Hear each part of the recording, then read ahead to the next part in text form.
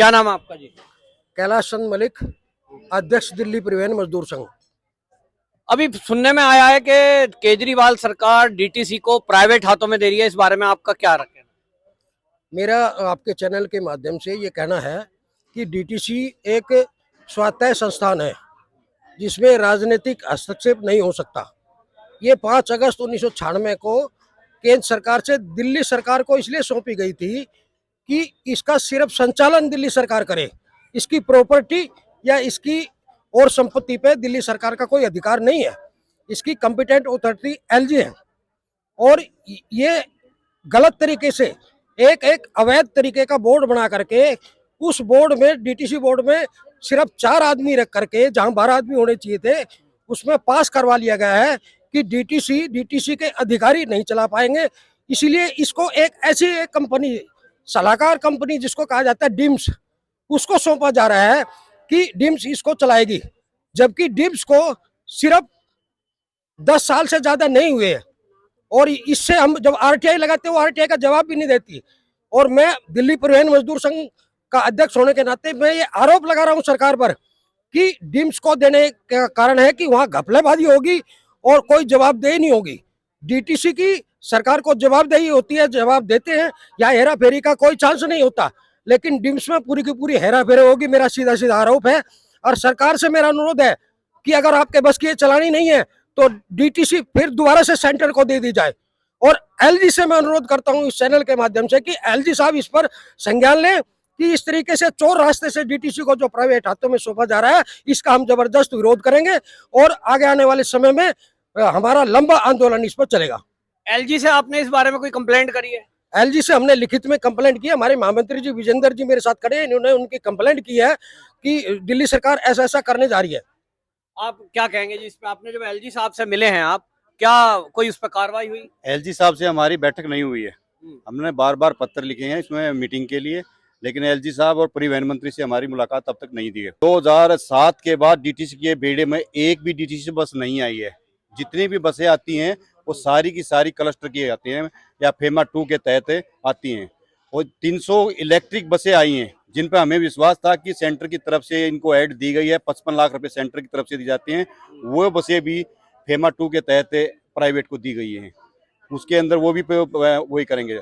और सबसे बड़ी दिक्कत हमारे सामने अब डीटीसी को बचाने का, जो डीटीसी को लोगो था उसको बचाने का हमारे पर डीटीसी बच पाएगी नहीं बच पाएगी।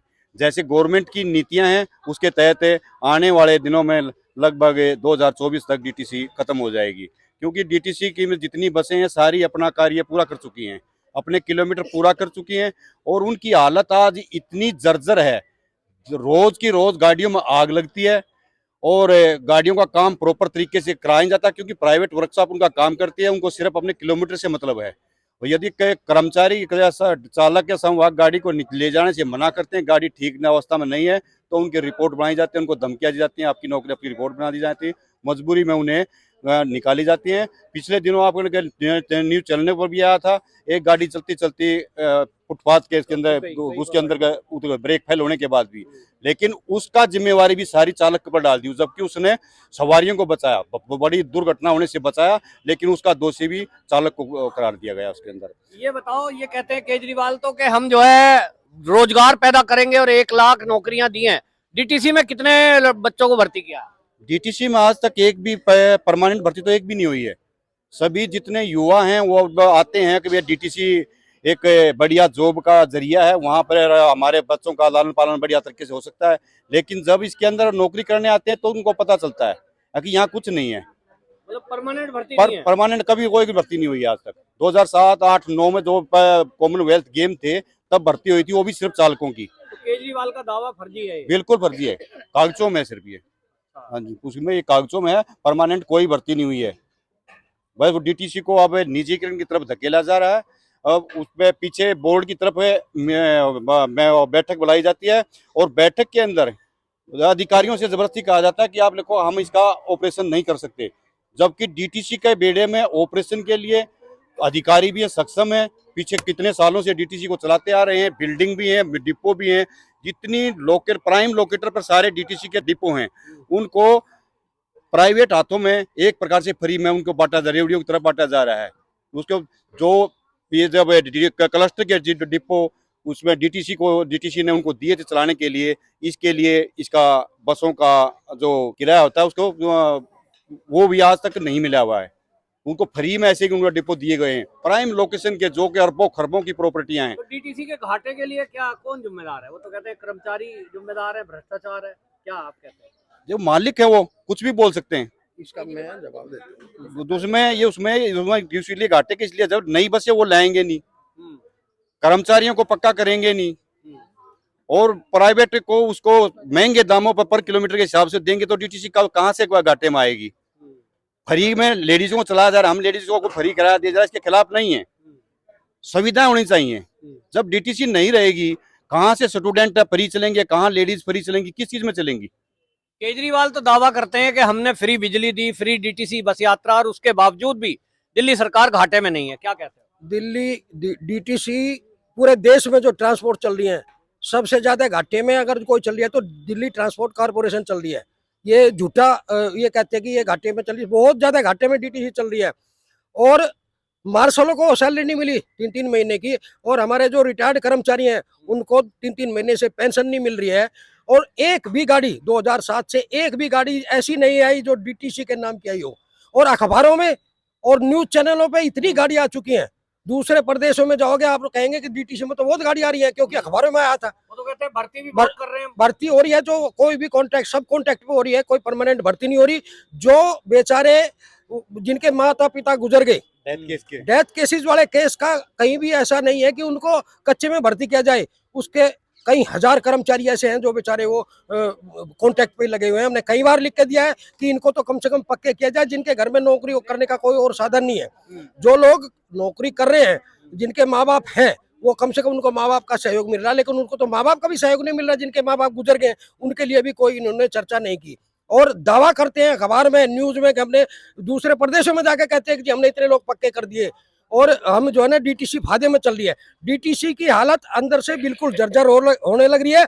और मैं पूरा आरोप लगा रहा हूँ आपके चैनल के माध्यम से कि ये सरकार सिर्फ हमारी जो संपत्ति है डीटीसी की, अरबों खरबों की संपत्ति के ऊपर नजर है। इसको जब डीटीसी बंद हो जाएगी, 3700 के करीब हमारी गाड़ियां रह गई हैं, इनकी किलोमीटर भी पूरे हो चुके हैं और इनकी समय सीमा भी समाप्त हो चुकी है। रिक्वेस्ट करके इनके हमने 2-2 साल लिए हैं, लेकिन जब ये भी बंद हो जाएंगी तो सारा का सारा स्टाफ सड़कों पर आ जाएगा, कर्मचारी बेहाल हो जाएंगे।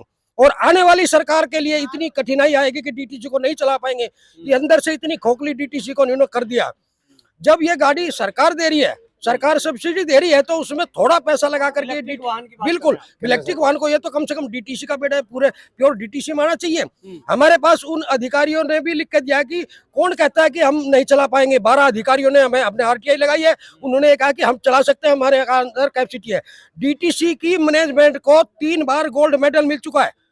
विश्व की सबसे बड़ी ट्रांसपोर्ट, सबसे अच्छी ट्रांसपोर्ट बीबीसी लंदन द्वारा प्रशंसा की गई है।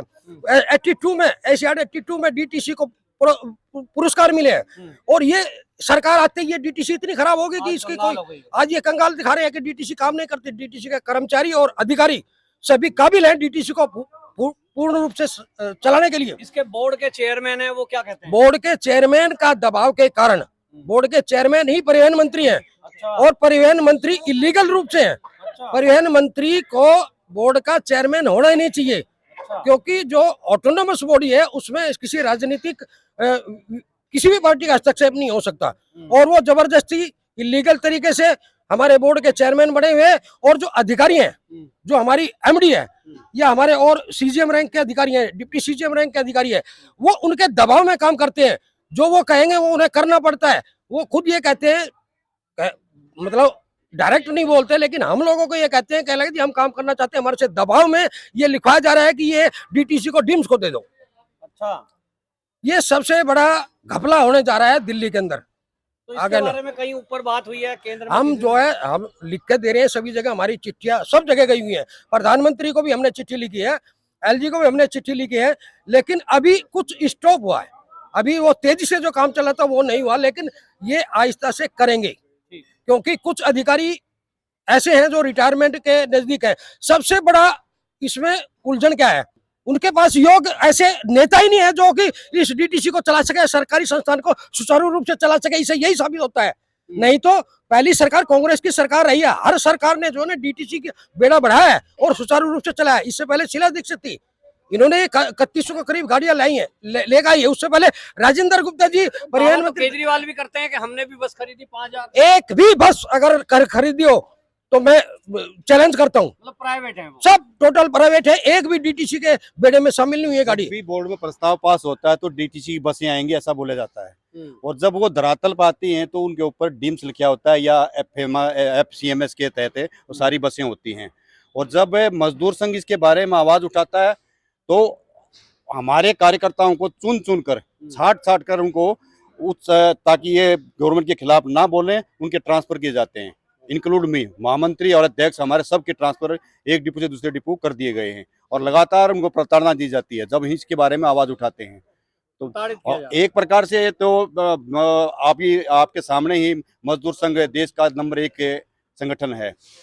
दिल्ली के अंदर पिछले 20 साल से इंटक को गैर तरीके से उसको मान्यता दे रखी है, जबकि उसके मेंबर हमसे बहुत कम संख्या में हैं।